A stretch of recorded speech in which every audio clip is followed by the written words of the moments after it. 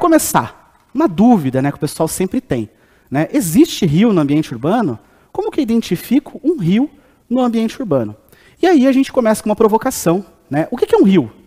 Já se perguntou, professora Vera, o que é um rio?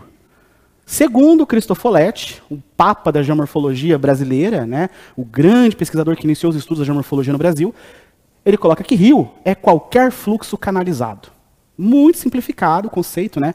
Isso pode ter uma confusão, por exemplo, com fluxos sedimentares. Um fluxo de uma corrida de lama e detrito seria um rio? Não, é uma outra coisa. Então a gente precisa avançar no conceito.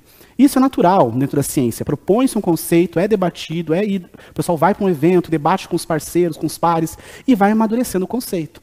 Veja o próximo aqui proposto por Chorley, Schum e Sugden, em 84. O rio, corpo d'água fluindo por um canal aberto.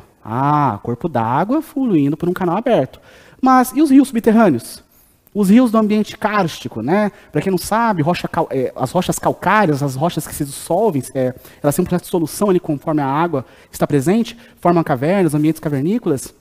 Existem os rios subterrâneos. O rio está correndo ali pela superfície, encontra um sumidouro ali, uma reentrância, ele cai e ele tem parte do seu percurso no meio subterrâneo.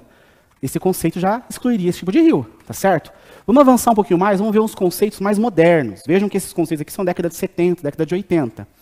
Escobar, em 2003, coloca que um rio é um fluxo de água contínuo ou não, perene ou intermitente, e que flui para o mar, para um outro rio ou para um lago. Vejam a complexidade agora do conceito, né? Não uma complexidade, vamos colocar uma completude, certo?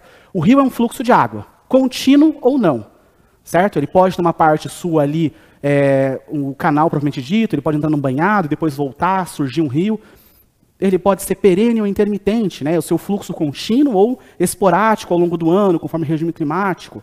Ele pode fluir para o mar, para um outro rio ou para um lago. Isso é muito interessante. E isso vai de encontro ao conceito de Florenzano, em 2016. Ela coloca ali que o rio são canais de escoamento concentrado de água que permitem sua transferência por gravidade das regiões mais altas para as mais baixas. Esses dois conceitos eu coloco para vocês como os mais avançados no quesito da definição do que é um rio. Um rio, ele pode ter várias formas, tá certo?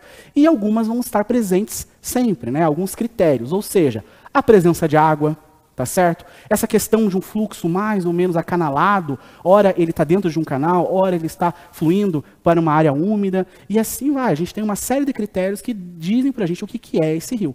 Mas uma coisa é certa, a água está sempre envolvida. Não é mesmo, professora Vera? Sim. Quando a gente fala rio, tem água envolvida.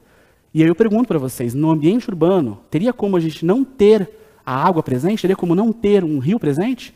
As grandes civilizações lá do vale, lá da Mesopotâmia, né? Lá do vale do rio Tigres, do rio Eufrates, elas surgiram lá por um motivo. São importantes cursos d'água que alimentavam, abasteciam essas cidades. Uma cidade, ela tem uma relação muito forte com os rios que estão ali no entorno. São Paulo tem uma relação forte com o rio Tietê, Curitiba tem uma relação forte com o rio Iguaçu, com o rio Belém. Rio de Janeiro tem vários corpos d'água lá que têm relações interessantes. E assim vai. As cidades se estabeleceram muito ao longo desses grandes cursos d'água, desses importantes cursos d'água, que são úteis aí para o abastecimento humano, para a descentação de animais e outras aplicações aí como produção de alimentos, agricultura, pecuária e tudo mais. Para começar, uma dúvida, né, que o pessoal sempre tem, né? Existe rio no ambiente urbano? Como que eu identifico um rio no ambiente urbano?